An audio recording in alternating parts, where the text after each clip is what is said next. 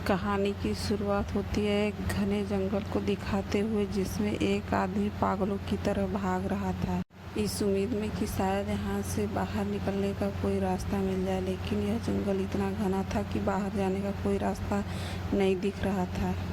यह आदमी सूरज को देखते हुए आगे भाग रहा था, लेकिन अब धीरे धीरे सूरज भी ढल रहा था। रास्ता नहीं मिल रहा था, फिर भी यह आदमी भाग रहा था। भागते भागते एक बोर्ड पे लिखा हुआ मिला, पॉइंट ऑफ गोरिंडा, यानी कि यहाँ से कोई बाहर नहीं जा सकता। धीरे धीरे अंधेरा और बढ़ता गया और अंधेरे के साथ साथ खौफ भी बढ़ता गया। इस आदमी के कई मील तक चलने के बाद भी कोई भी इंसान और जानवर नहीं दिखाई दिया। लेकिन ऐसा क्या था कि कोई भी आदमी नहीं था। कई घंटों का सफ़र करने के बाद वह आदमी एक जगह पर आकर के रुक गया और उसके चेहरे पे मायूसी छा गई। उस आदमी को यह समझ में आ गया कि वह यहाँ से चाहे जितना भी भागे, लेकिन बाहर निकलने का कोई रास्ता नहीं है। इसलिए वह छुपने की जगह ढूंढने लगा। लेकिन उस आदमी को छुपने की जगह कहीं नहीं मिली, तो वह पेड़ पर चढ़ गया। पेड़ की टहनी टूट गई और वह पेड़ से नीचे गिर गया। नीचे गिरने के बाद वह बहुत जख्मी हो गया था और उसे बहुत सारी चोटें भी आई हुई थी। इससे पहले कि वह बेहोश हो जाता, ज़मीन हिलने लगी और गुर्राने की आवाज़ आने लगी। तभी उसे कोई खींच कर के अपनी ओर ले जाने लगा। उस आदमी को खींच कर के ले जाने वाला कौन था, यह हमें नहीं दिखाया गया। इस इंसिडेंट के 6 दिन बाद मीना नाम की एक लड़की को दिखाया गया, जो कि एक गोल्डन पैरेट को लेकर के बाहर शहर से ले जाने के लिए उसके बॉस ने बोला था। बॉस की बात मानते हुए मीना अपने मोबाइल में उस स्थान का लोकेशन डाल करके चलने लगती है। वह एक बोर्ड पे बहुत सारे लोगों का मिसिंग फ़ोटो देखती है, लेकिन मीना उन बातों को ध्यान में न देते हुए आगे बढ़ने लगती है। आगे शॉर्टकट रास्ता था जिसको मीना ने लेकर के आज जल्दी पहुंचने का सोचा और वो पहुंच गई जंगल के बीचों बीच। यह वही जगह है जहां पर हमने उस आदमी को देखा था।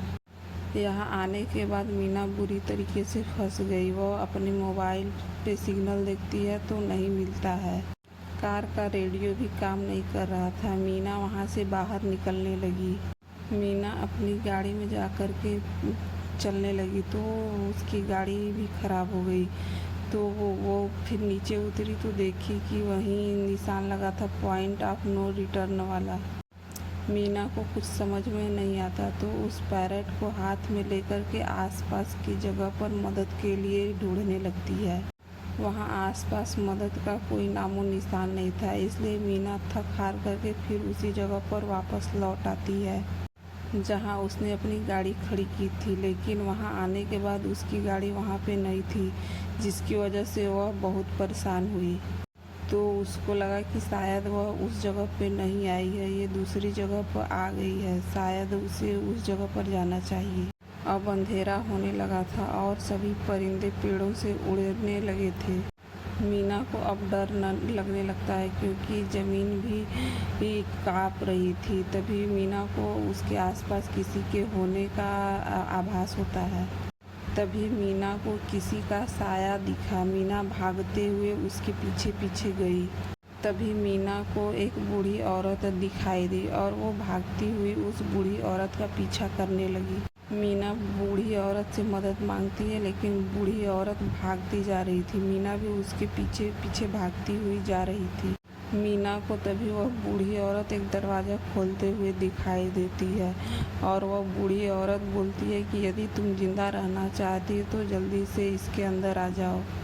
तभी मीना बिना सोचे समझे उसके अंदर चली जाती है। अंदर जाते ही उसके गेट को बूढ़ी औरत बंद कर देती है। तब भी देखती है मीना कि वह घर बहुत अजीब तरीके का था और उसमें एक बहुत बड़ा सा मिरर लगा हुआ था। उसमें 2 और व्यक्ति थे। बूढ़ी औरत कहती है कि अभी बातचीत का समय नहीं है, जल्दी से तुम इस मिरर के सामने खड़ी हो जाओ। तुम्हें कोई आने वाला है। तभी मीना पूछती है कि हम मुझे कौन आने वाला है।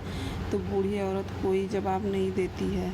बूढ़ी औरत बताती है कि इन्हें वार्चस कहते हैं। ये हर रात हमें देखने के लिए आते हैं और सूरज जब डूबता है तभी आते हैं। तभी मिरर के उस ओर से शोर होने लगता है। तो मीना पूछती है कि यह कैसा शोर है। तो बूढ़ी औरत बताती है कि तुम्हारे आने से ये लोग बहुत खुश है, इसीलिए शोर कर रहे हैं। तुम्हें देख करके ये सब बहुत खुश है, इसलिए तालियां बजा रहे हैं। मीना को कुछ समझ में नहीं आ रहा था आखिर ये लोग हैं कौन। रात गुजर जाती है, सब लोग बाहर आते हैं। मिडलैंड बताती है कि ये वांचस सिर्फ रात में ही निकलते हैं, इसीलिए मीना तुरंत जंगल से बाहर जाने का रास्ता ढूंढने लगती है। तभी मिडलैंड सबको रोक देती है कि मीना को जाने दो जहाँ जाना चाहती है, जैसे कि उसको विश्वास था कि मीना कहीं भी जाए शाम तक वो वापस फिर इसी जगह पर आएगी। तभी मिडलैंड मीना का हाथ पकड़ते हुए कहती है कि तुम्हारा यह फैसला गलत है, क्योंकि इस जंगल से बाहर जाने का कोई रास्ता नहीं है। रात होने से पहले हमें इस घर में वापस आना पड़ता है। यदि तुम वापस नहीं आई तो तुम अपनी जान से हाथ धो बैठोगी। मीना बूढ़ी औरत का बात नहीं मानती और आगे बढ़ती जाती है। थोड़ी दूर पे जाने के बाद उन्हें वो पॉइंट ऑफ नो रिटर्न वाला बोर्ड दिखाई देता है। उसे देख करके वह घबरा तो गई, लेकिन आगे बढ़ती रही। सूरज को देखती रही और उसकी दिशा में आगे बढ़ती गई, लेकिन वह बाहर निकलने में नाकामयाब रही, क्योंकि मीना ने देखा कि आगे जाने के बाद कोई रास्ता था ही नहीं। तब मीना मायूस होकर नीचे बैठ जाती है। तभी मीना के कंधे पर हाथ किसी ने रखा और वह डर जाती है। वह बूढ़ी औरत कोई और नहीं मिडलैंड थी।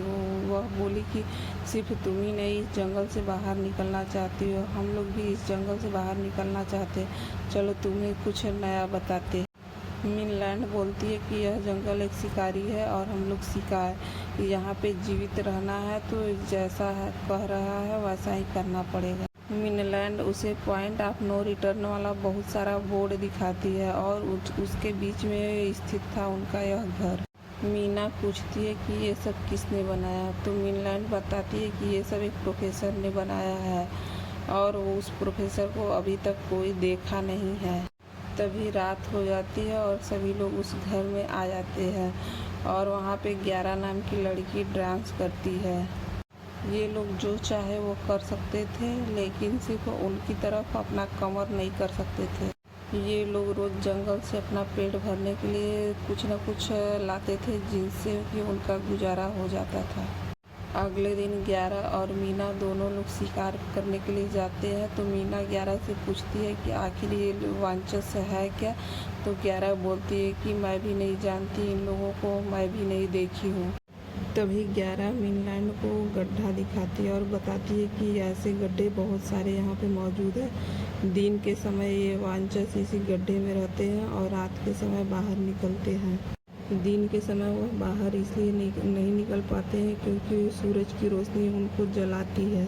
11 बताती है कि वह 5 महीने पहले अपने पति के साथ इस जंगल में हनीमून मनाने के लिए आई थी और तभी से वह इस जंगल में फंसी हुई है और उसके हस्बैंड बाहर निकलने का रास्ता ढूंढने के लिए इस जंगल में गए हैं। मुझे उम्मीद है कि वह बाहर ज़रूर आएगा और हम लोगों को सेफली यहाँ से बाहर निकालेगा। यहाँ पर हमें पता चलता है कि 11 का आदमी वही इंसान था जिसे हमने मूवी के शुरुआत में देखा था। यही सब बातें करते हुए सब अपने फिर रूम में वापस चले आए। तो मीना को यही बातें समझाती है बूढ़ी औरत। रात को वह दरवाज़ा नहीं खोलेगी और सोते समय अपना पीठ मिरर के सामने नहीं कर।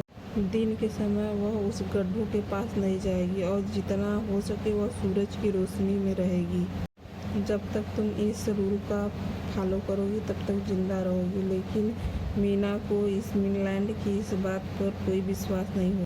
मीना रूल्स को तोड़ते हुए अपनी कमर को शीशे के सामने करके सो जाती है। ऐसा करने के बाद सब गुस्सा आ जाते हैं और आ करके पीटने लगते हैं दरवाजे। तभी मिडलैंड ने मीना का को पकड़ करके उसका चेहरा शीशे के सामने कर दिया, जिससे कि उसका गुस्सा थोड़ा सा शांत हो गया। रात गुजर जाती है और मीना टेनियल शिकार के लिए बाहर निकलते हैं। तो मीना टेनियल से पूछती है, क्या तुमने किसी वांचस को देखा है? तब टेनियल कहता है कि नहीं, मैंने भी अभी तक नहीं देखा है, और जो भी वांचस को देखता है वह जिंदा नहीं बचता। तब मीना ने टेनियल को यह बताया कि ऐसा कुछ नहीं है, सब झूठ की बात है। हमें ज़रूर उन गड्ढों में जाकर के देखना चाहिए, शायद हमें बाहर जाने का कोई रास्ता मिल जाए। टेनियल भी इस बात से सहमत होता है और उस गड्ढे के पास जाता है, और मीना अपने आप को रस्सी से बांध करके इस गड्ढे में उतरती है। आगे की घटना अगले वीडियो में, तब तक बने रहिए।